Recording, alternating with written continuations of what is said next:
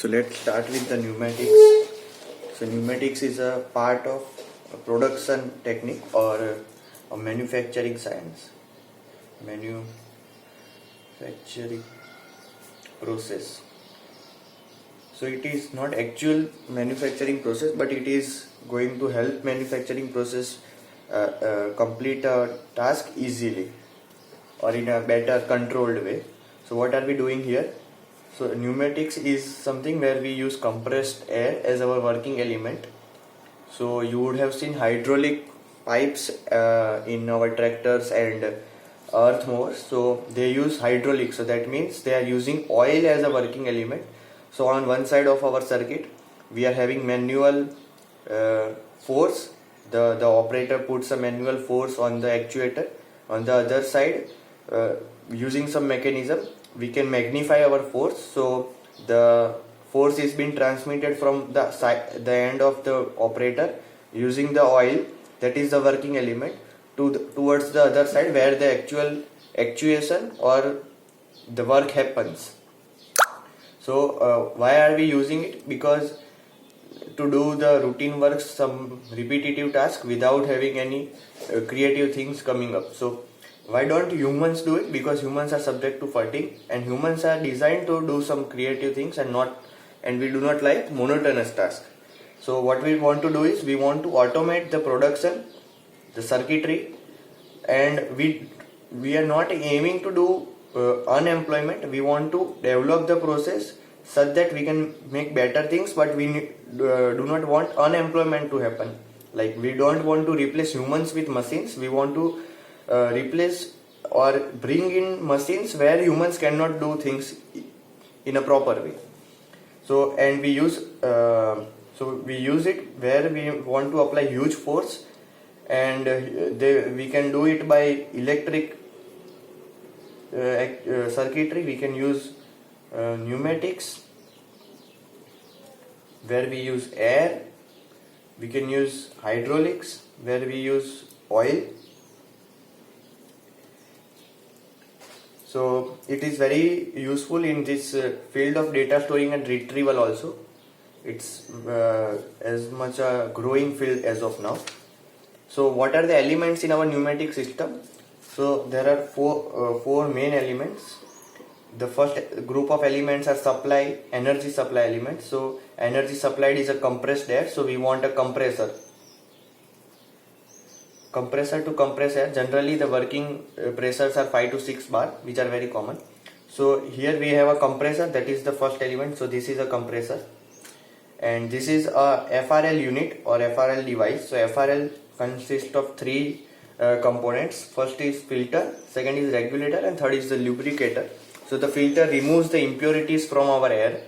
So we want to supply a clean air without impurities, so it does not choke our flow or jam our flow. The flow is steady, and it do not degrade our elements also. We'll see what type of elements we have. Then we have regulator. So it regulates the pressure as per our set pressure. And lubricator means to ensure that there is a easy flow, we sprinkle some moisture in it, so it provides lubrication. So these three are combined in one unit. It is called as FRL device or FRL unit. The second group of elements are which directs the energy. So or we say their purpose is to provide some signal. So the input signal is to be required, and input signal can be given manually or mechanically, or some other sensor can be used to provide input. So there could be roller sensor, there could be solenoid sensor, there could be compressed air as a sensor, there could be mechanical sensors, manual sensors, we push mechanical sensors, roller sensor, and we'll see them. Signal processing elements, so we need to make some logic circuit. So we need some logic to process the input signal and to give output. So this will contain some valves and etc. Some logic, arrangement of valves and other units. And the last is the signal output. So we want some actuation to happen, want some things to move, want some things to not move, want some things to translate, rotate, etc. So that is the output elements. Then the rule is for showing elements on paper, when we are drawing it, we must follow this hierarchical representation, that is bottom to top only. So the bottom most should be the energy supply, the on top of them we should use the input signals, on top of them signal processing, and at the top of our circuit we should draw the outputs. So let me show you one example. So here I have drawn a circuit. So at the bottom I have drawn the input element. These are the signal inputs. This is the energy supply. These are the signal inputs. Here is the logic, and here at the top there is the signal output. Okay. So physically it can be anywhere as per our space availability, as per our need. Let's take an example of searing press. So searing press, what does it do? It cuts the sheet and it sears the sheet. That is an important thing. It is not compressing, it is not tensile stress, it is shear stress. And so let's see the hierarchical representation. So at the bottom we had energy supply elements, on top of them we have input elements, on top of them we have processing, then control elements, and then the working elements, that is the output. Then we have walls. So walls means there are chambers, and as per the input the walls will change their output. So when there are two blocks then or two compartments, it is said as two position wall. If there are three blocks then it is said as three position wall. So let's see. So the number of rectangles or the number of positions we see are equal to the number of compartments, number of blocks, or number of positions of a wall. So on, off, or neutral, on and off, neutral, right, left, or on and off. There are these two very common. And the default position of a wall, if it is not shown anyway, it is the second from the left. So here the on is the default position, and from here the second is the neutral. So neutral is the second position. We can use any type of logic here, but that is the default position. And the default position is for the block, for the compartment or the position of the wall, on and off or etc. It is not the default port. So this means there are two compartments, and in each compartment there are three ports. There can be 5 ports, 3 ports, etc. So the numbering system for ports is such that the first port is always reserved for compressed air source. So we generally put 1 over here, 1 or P as shown. 2, 4, 6 are application ports or loads, from where we are putting the signal output. So, and they are always even numbers, and even numbers are always shown at the top. So these are the output. So we'll see 2, 4, 6 on the top, and odd number ports other than 1 are at the bottom, 3 and 5, and therefore exhaust ports or ideal ports. We'll see the application of this exhaust port and all, but they are the exhaust ports. So that's from where the air coming from the system is going out of our system to the atmosphere. So we'll put 3 here. If there are 2 exhaust ports, we'll use 3 and then 5. If there are 2 application ports, we'll use 2 and then 4. So let's see this as an example. So if there are 2 compartments, that is 2 position wall, and there are 5 ports, then I may have 1, 2, 3, 4 and 5. So the center one I'll say is 1, from where the energy source will come, that is the compressed air. Then these 2 are the exhaust ports, so I'll put one as 3 and another as 5. The numbering can be anywhere. Yeah, I can put 3 here, I can put 5 here. This can be 2 and this can be 4, or 2, 4 and 2, anything. And how can we represent a wall technically? We'll write the number of ports slash number of positions. So this is having 5 ports and 2 positions. So it is 5 by 2 way wall. Here I will say 3 by 2 way wall.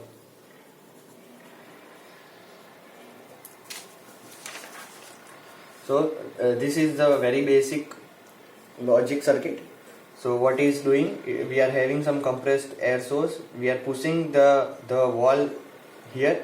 So what does that mean? It is going to activate this part of the compartment. If we actuate or we put some force on that side, it will activate this part.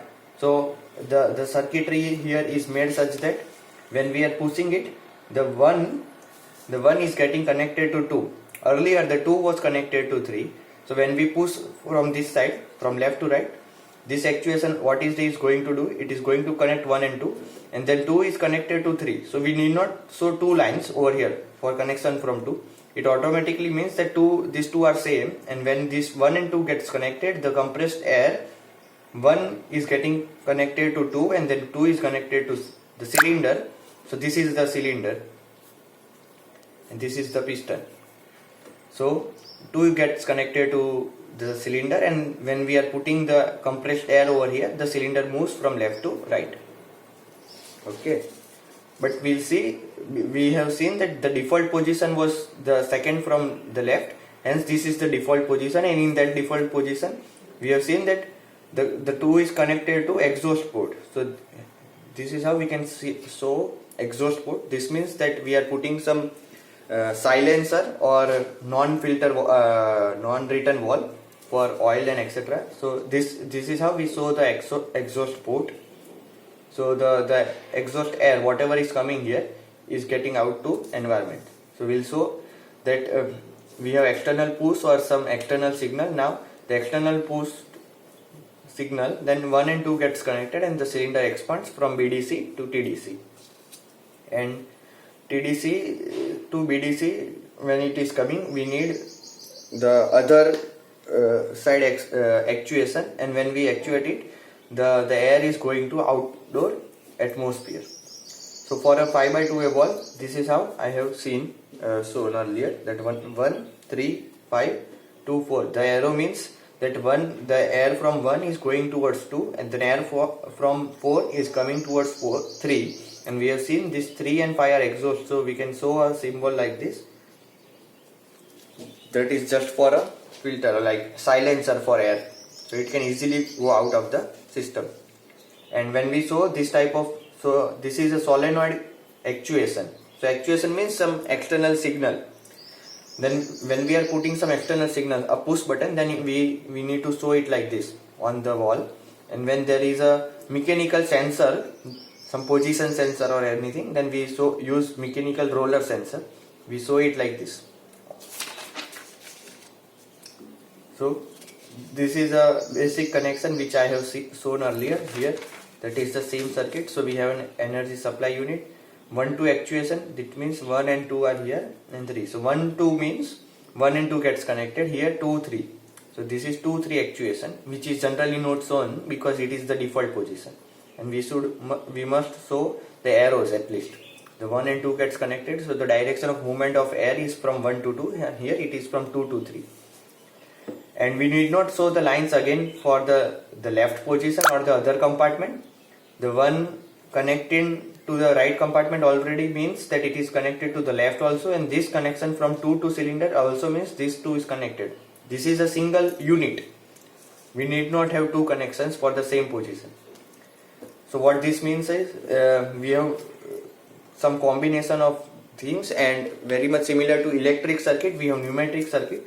So this is a normally closed valve. What this means is, in the default position it is closed. So closed means the air is going to exhaust and the inlet air is not used. Normally open means the inlet air is directly in use, it is going to the application port and the exhaust is free. Not gate means, we have already seen, not gate means whatever, if we are providing the input, if we are giving the signal, it will break, if we are not giving the signal, it is continuing. 1, 2 and 1, 4 actuation, so this means a 2, 3 actuation, this means a 1, 2 actuation. If we have a 5x2 way valve, so there are 5 ports and there are 2 valves, so this is a 5x2 way valve, and this means a 1, 2 actuation, this means a 1, 4 actuation, because 1 and 4 we are getting connected, and here 1 and 2 is getting connected.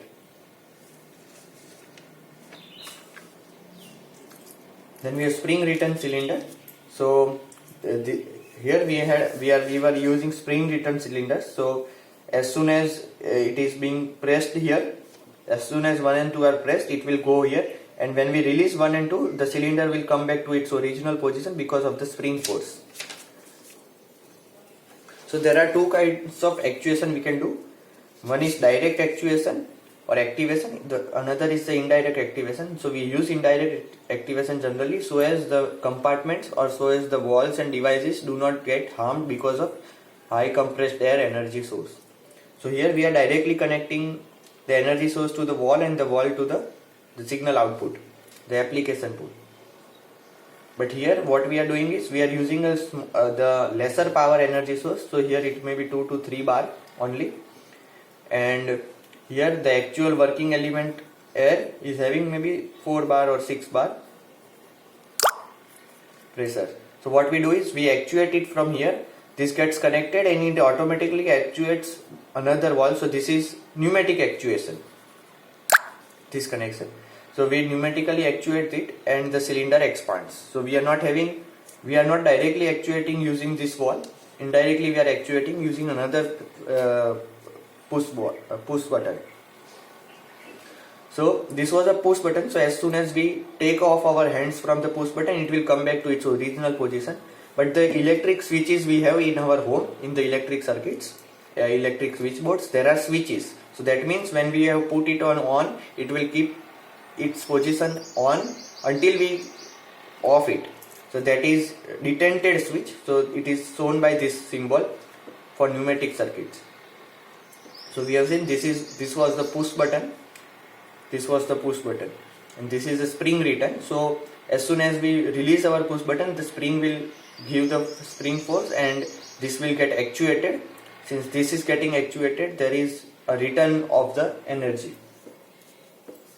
And I have already explained this. This is the exhaust valve silencer, and if oil is working fluid, then we use this device to avoid spillage. The oil does not get out of the circuit.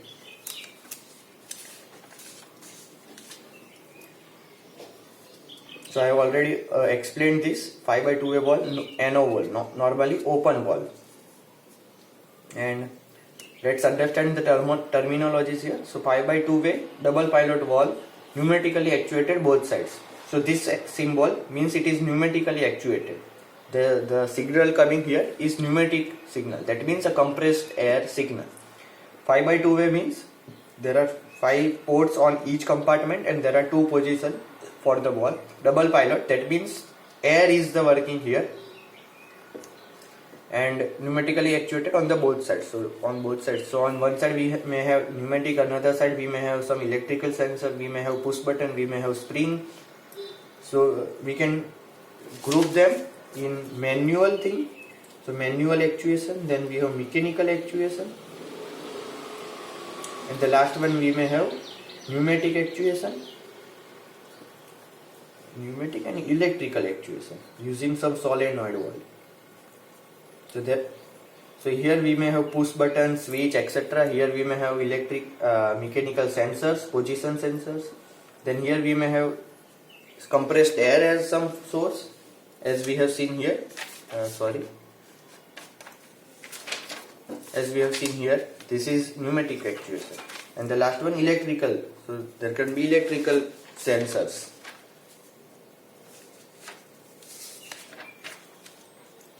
Okay, so pilot valve means used air to actuate air. So we have double acting cylinder and we are actuating the cylinder using an indirect actuation type, as I have explained earlier, the indirect actuation.